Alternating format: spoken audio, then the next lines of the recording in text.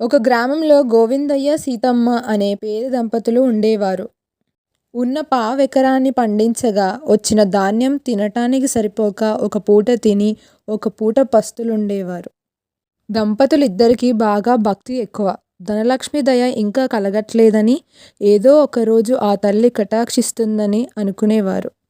సీతమ్మ కూలి పనులకు వెళ్ళినప్పుడు కూడా సాటివారితో ఇదే మాట చెప్తుండేది. సుబ్బయ్య గారు ఇవాళ కూలి డబ్బులు ఇస్తారంటావా బాబాయ్? ఇంట్లో పరిస్థితి చూస్తే బాగోలేదు. మా ఆయనకి జ్వరం వచ్చింది. ఆచార్య దగ్గరికి పోదామంటే డబ్బులు లేవు. నీ దగ్గరుంటే చూడరాదు బాబాయ్. మళ్ళీ నా కూలి డబ్బులు రాగానే ఇస్తాను. అయ్యో, గోవిందయ్యకి జ్వరం వచ్చిందా? భలే కష్టం వచ్చిందే. ఇద్దామంటే నా కాడ కూడా డబ్బులు లేవే. ఇంటికి అమ్మాయి అల్లుడు వచ్చారు. ఇంట్లో ఒక్క పైసా కూడా లేదు. ఏం చేయాలో అర్థం కావడం లేదు సీతమ్మ. ఉష్! పేదల కష్టాలు ఇలాగే ఉంటాయి బాబాయ్. ఆ ధనలక్ష్మికి మనలాంటి వాళ్ళపైన దయ ఉండదు. ఎప్పుడు ఉన్నోళ్ళకే ఇస్తూ ఉంటుంది ఆ తల్లి. మనలాంటి వాళ్ళపైన ఎప్పుడు కటాక్షిస్తుందో ఏమో. అంతా ఆ తల్లి దయ, మన ప్రాప్తం. ఇవాళ సాయంత్రం సుబ్బయ్య గారు ఇక్కడికి వస్తారట. కూలి డబ్బులు అడుగుదాం. మనకేమైనా భయమా? కష్టపడ్డ సొమ్మేగా అడిగేది. సర్లే గాని సీతమ్మ, పొద్దుకి అన్నం తిందామా? నేను ఈ పూట తినటం లేదు బాబాయ్. కడుపులో బాగా నొప్పి లేస్తుంది. నువ్వు వెళ్ళి తిని రాపో బాబాయ్. నిజానికి ఇంట్లో బియ్యం లేక ఆ రోజు అన్నం వండలేదు సీతమ్మ. ఆ విషయం చెప్పలేక కడుపు నొప్పని అబద్ధం చెప్పింది. పాపం పొద్దున్న భర్త గోవిందయ్య కూడా ఏమీ తినకుండానే జ్వరంతో పొలానికి వెళ్ళాడు. రాత్రి నుంచి ఏమీ తినకపోవటం వలన దారిలో కళ్ళు తిరిగినట్లు అనిపించింది. ఒక చెట్టు కింద కూర్చొని తనతో తెచ్చుకున్న కొన్ని అటుకులను తిందాం అనుకున్నాడు. ఇంతలో ఒక బిచ్చగాడు గోవిందయ్య వద్దకు వచ్చాడు. బాబయ్యా, ధర్మం చేయండి బాబయ్యా. 3 రోజుల నుంచి అన్నం తినలేదు బాబు. కళ్ళు తిరుగుతున్నాయి. కొంచెం తినడానికి ఏమైనా ఉంటే పెట్టండి బాబు. మీకు పుణ్యం వస్తుంది. అయ్యో, నిన్ను చూస్తుంటే చాలా బాధగా ఉందయ్యా. నీ కడుపు నింపకపోయినా నా దగ్గరున్న కొన్ని అటుకులున్నాయి, తీసుకో. ఇవి తిని కొంచెమైనా కడుపు నింపుకో బాబు. అమ్మా ధనలక్ష్మి, ఏంటమ్మా నీ లీలలు? నీ బిడ్డల్ని ఇలా ఎందుకు బాధ పెడుతున్నావు తల్లి? ఎప్పుడు కరుణిస్తావమ్మా? ఎప్పుడు తీరుతాయమ్మా మా ఆకలి బాధలు? అలా గోవిందయ్య తనతో తెచ్చుకున్న కొన్ని అటుకులను ఆ బిచ్చగాడికి పెట్టి కుళాయిలో నీళ్లు తాగి తిరిగి పొలానికి బయలుదేరాడు. ఆ రోజు పనిచేసిన దగ్గర కూలీ డబ్బులు ఇవ్వకపోవటంతో సీతమ్మ ఇంట్లో అన్నం వండలేదు. వెతగ్గా దొరికిన కొన్ని బియ్యపు గింజలతో గంజి కాసింది. సీతమ్మ, నిన్ను పెళ్లి చేసుకొని ఇలా గంజి తాగిపిస్తున్నందుకు నాకు చాలా బాధగా ఉంది. కానీ ఏమీ చేయలేని విధంగా ఉన్నాను. ఏమిటండి మనకి గతి? ఒక పూట తింటే ఒక పూట పస్తులు ఉండాల్సి వస్తుంది. పుడితే ధనవంతులుగా పుట్టాలి, లేదా పేదవాళ్ళుగా పుట్టాలి. అంతేకాని అటు ఇటు కాకుండా పుట్టకూడదండి. ఆ ధనలక్ష్మి తల్లి ఎప్పుడు కరుణిస్తుందో, మన కష్టాలు ఎప్పుడు పోతాయో ఏమో. ఒక రకంగా మనం చాలా అదృష్టవంతులం. ఎందుకంటే భూమి మీద ఉన్న మనుషులలో చాలా మందికి ఎన్నో రోజులకు గాను ఒక పూటకి తిండి కూడా దొరకట్లేదట. నిన్న ఎరువు కోసం సౌకారి గారి ఇంటికి వెళ్ళాను కదా. పట్నంలో చదువుకునే అబ్బాయి ఉన్నాడు కదా, ఆ అబ్బాయి చెప్పాడు.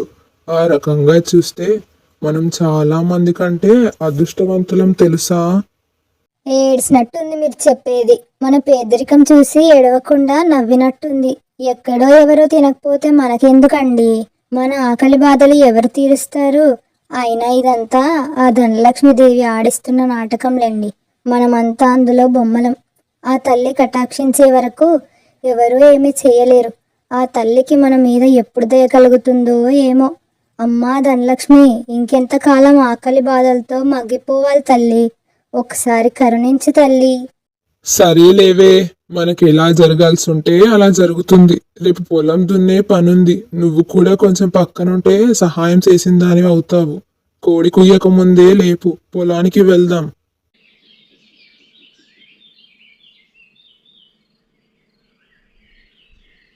మరునాడు రాత్రి మిగిలిన గంజిని గిన్నెలో తీసుకొని తెల్లవారుజామునే గోవిందయ్య దంపతులు పొలానికి బయలుదేరారు.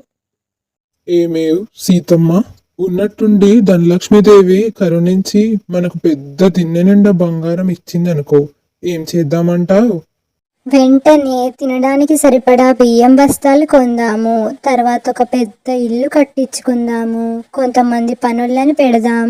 2 పెద్ద పెద్ద కార్లు కొందాం. ఒక కారు నీకు, ఒక కారు నాకు. నేను ఒక 100 పట్టు చీరలు కొంటాను. నా వంటి నిండా బంగారం, నడుముకి వడ్డానం కొంటాను. 100 ఎకరాల పొలం కొందాము.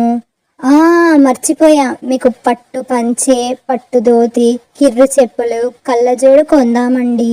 ఇంకేమైనా గుర్తొస్తే తర్వాత చెప్తాలేండి. ముందు నువ్వు అన్నీ కొనుక్కొని చివరికి నాకు బట్టలు కొంటావన్నమాట. ఏదో సరదా కన్నా లేవే, నిజంగా ఆ తల్లి కరుణించాలే గాని మొత్తం నీకే కొంటా. అలా ధనలక్ష్మి కరుణిస్తే తమ పేదరికాన్ని వదిలేసి ఏమేం కొనాలో ఊహించుకుంటూ పొలానికి చేరుకున్నారు గోవిందయ్య దంపతులు. ఏమండోయ్, పొలం దున్నటం మొదలు పెట్టేటప్పుడు ఆ ధనలక్ష్మిని ఒకసారి తలుచుకోండి. ఆ తల్లి మంచి పంట పండిస్తుంది. తల్లి ధనలక్ష్మి, ఎక్కడున్నావమ్మా? ఈ సంవత్సరం నాకు మంచి పంటనివ్వు తల్లి. నా పేదరికాన్ని పోగొట్టు తల్లి. అలా తలుచుకున్నాడో లేదో వెంటనే ధనలక్ష్మి ప్రత్యక్షమైంది. ధనలక్ష్మి ఒక్కసారి దర్శనమిచ్చేసరికి కళ్ళు తిరిగి పడిపోయారు గోవిందయ్య దంపతులు. ధనలక్ష్మి వెంటనే వారికి మేలుకునేలా చేసింది. సీతమ్మకు ఇంకా ఇది కళ నిజమా అన్నట్టు ఉంది. అమ్మా తల్లి ధనలక్ష్మి, ధన్యులం తల్లి, ధన్యులం. ఈ పేదవాళ్లను కరుణించావా తల్లి? నీ దివ్యమంగళ స్వరూపం చూసి మాటలు రావటం లేదు తల్లి. ఎన్నో పూజలు, వ్రతాలు, తపస్సులు చేసిన లభించని నీ దర్శనం మాకు కలిగించావా తల్లి? ఆహా, మేము ఎంత అదృష్టవంతులం తల్లి. మా జన్మ ధన్యమైపోయింది. కల్మషం లేని మీ మనస్సు చూసి ముచ్చటేసింది. నాయన, నీకు తెలియకుండానే రోజుకి ఎన్నోసార్లు నన్ను ధ్యానించి సంతోషపెట్టి ప్రసన్నమయ్యేలా చేశారు. నాయన, ఎన్ని కష్టాలు వచ్చినా భయపడక మీలో కష్టాలు ఎదుర్కొనే తీరు నాకు బాగా నచ్చింది. చెప్పు నాయన, ఏమి కోరిక కావాలి? తల్లి మాత ధనలక్ష్మి, ముల్లోకాలను ఏలేదానివి తల్లి. నీకు తెలియనిది ఏమున్నది తల్లి? ఒక పూట తింటే ఒక పూట కడుపు మార్చుకొని బ్రతుకుతున్నాము తల్లి. మమ్మల్ని ఈ పేదరికం నుంచి బయటపాడేసి మమ్మల్ని ఆశీర్వదించు తల్లి. సరే నాయన, ఈ రోజు నుండి మీకు పేదరికం ఉండదు. ఇదిగో, నువ్వు నాగలి పెట్టిన చోట తవ్వి చూడు. అక్కడ బంగారు కాసులతో నిండిన లంక బిందెలు ఉన్నాయి. కానీ ఒక షరతు నాయన, బిందెలో చేయి పెట్టి ఒకసారి ఒక బంగారు కాసు మాత్రమే తీయాలి. అలా నీకు ఎన్ని కాసులు కావాలంటే అన్ని తీసుకో. నీకు బతకడానికి కావలసినన్ని బంగారు కాసులు తీసుకొని 2 రోజుల్లో లంక బిందెలను తిరిగి దొరికిన చోటనే పాతిపెట్టు నాయన. మళ్ళీ ఇంకొకసారి చెబుతున్నా, బిందెలో చేయి పెట్టి ఒకసారి ఒక కాసును మాత్రమే తీయాలి. 2 రోజుల్లో దీన్ని తీసిన చోటనే పాతిపెట్టాలి. ఈ షరతులతో ఎక్కడ పొరపాటు జరిగినా అన్నీ మాయమైపోతాయి. జాగ్రత్త నాయన. ధన్యుడను తల్లి, ధన్యుడను. ధనలక్ష్మి అలా చెప్పి మాయమైపోయింది. వెంటనే ఆనందంతో గోవిందయ్య దంపతులు నాగలున్న చోట తవ్వారు. దగదగా మెరుస్తూ లంక బిందెలున్నాయి. గోవిందయ్య దంపతులు ఆనందానికి అవధులు లేకుండా పోయాయి. వెంటనే లంక బిందెలు ఎవరికీ కనిపించకుండా ఒక బస్తాలో మూటగట్టి ఇక నుండి తమ బాధలు తీరిపోయాయి అనుకుంటూ బంగారు కాసులతో ఏమేమి కొనాలా అని ఆలోచిస్తూ ఇంటికి తీసుకువచ్చారు. అన్నీ తలుపులు మూసి లంకె బిందెలను ఒక చాప మీద పెట్టి బిందె మూత తీసి చేయి పెట్టి దొరికింది దొరికినట్టు బయటకు తీశాడు గోవిందయ్య. బంగారు కాసే, ఇక మన పంట పండినట్టే. మళ్ళీ ఇంకొక కాసు. తల్లి ధనలక్ష్మి, నీ మేలు మర్చిపోలేము తల్లి.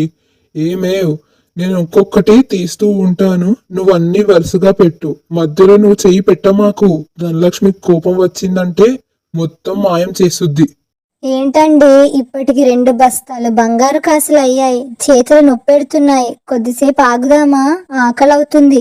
అన్నం తిన్న తర్వాత బిందెలోంచి కాసులు తీద్దామా? ఓసి పిచ్చి మొహమా, ధనలక్ష్మి దర్శనం ఇచ్చి ఎన్ని కాసులు కావాలంటే అన్ని కాసులు తీసుకోమంటే చేతులు నొప్పెడుతున్నాయి. అన్నం తిందామంటావేంటి పిచ్చిదానా? అవకాశం అన్నిసార్లు రాదే.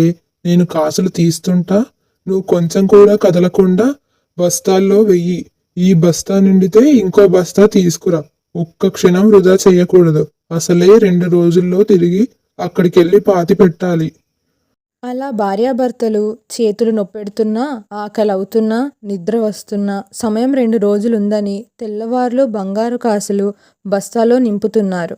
అలా విశ్రాంతి లేకుండా, తిండి లేకుండా, నిద్ర లేకుండా 2 రోజులు అయ్యేసరికి ఒకే చోట కూర్చోటం వలన కదలలేక నీరసం వచ్చి సొమ్మసిల్లి పడిపోయారు. అత్యాశతో ఇదంతా చేస్తున్న దంపతులను గమనిస్తున్న ధనలక్ష్మి చిరునవ్వుతో గోవిందయ్య ఇంటికి వచ్చి తలుపు కొట్టింది. అమ్మవారి అనుగ్రహంతో దంపతులు మామూలు మనుషులైనారు. ఎవరో తలుపు కొడుతూ ఉండటంతో బంగారు బస్తాలపైన గుడ్డ కప్పి తలుపులు తీశారు గోవిందయ్య దంపతులు. బిడ్డలారా చూసారా, నిన్నటి వరకు ఒక పూట గడిస్తే చాలనుకున్నారు. ఇప్పుడు ఇంకా ఇంకా అంటూ తాపత్రయపడుతున్నారు. బతకడానికి కావలసిన ధనం తీసుకోమంటే బతకడానికి అవసరమైన నిద్రాహార విశ్రాంతి కూడా పక్కన పెట్టి అత్యాశతో ధనాన్ని కూడబెడుతున్నారు. అన్ని అనర్థాలకు మూలం ఈ ధనమే నాయన. ధనం ఉండాలి, కానీ అది బతకడానికి అవసరమైనంత మాత్రమే ఉండాలి. ధనం ఇప్పుడు మానవుడి చేతిలోనే ఉండాలి, కానీ మానవుడు ధనం చేతిలో కీలుబొమ్మలా మారిపోకూడదు. నాయన, ఈ విషయం మీకు అర్థమయ్యేలా చెప్పి మీ కళ్ళు తెరిపించాలని ఈ షరతు నాటకం ఆడాను. సరే నాయన, ఇప్పటి వరకు మీరు బిందెల నుండి తీసిన బంగారు కాసులన్నీ మీవే. ఆనందంగా ఏ కష్టం లేకుండా జీవించండి. అలా చెప్పి ధనలక్ష్మి మాయమైపోయింది. లంకె బిందెలు కూడా మాయమైపోయాయి. లంకె బిందెల్లోంచి తీసిన బంగారు కాసులు ఉన్నాయి. గోవిందయ్య దంపతులకు తమని చూస్తే తమకే అసహ్యం వేసింది. 2 రోజులుగా నిద్రాహారాలు మానేసి అత్యాశతో చేసిన పనికి సిగ్గుగా అనిపించి వెంటనే తమకు బతకడానికి కావాల్సిన ధనం ఉంచుకొని మిగిలిన ధనాన్ని పేదవారికి సత్రాలు, పాఠశాలలు కట్టించారు. గోవిందయ్య దంపతులలో వచ్చిన ఈ మార్పుకి ధనలక్ష్మి సంతోషించింది. మా ఈ కథ మీకు నచ్చిందని భావిస్తున్నాం ఫ్రెండ్స్. మీకు నచ్చినట్లయితే లైక్ చేయండి, కామెంట్ చేయండి, షేర్ చేయండి. అండ్ ఇలాంటి మరెన్నో వీడియోస్ కోసం మా ఛానల్ని సబ్స్క్రైబ్ చేసుకోండి.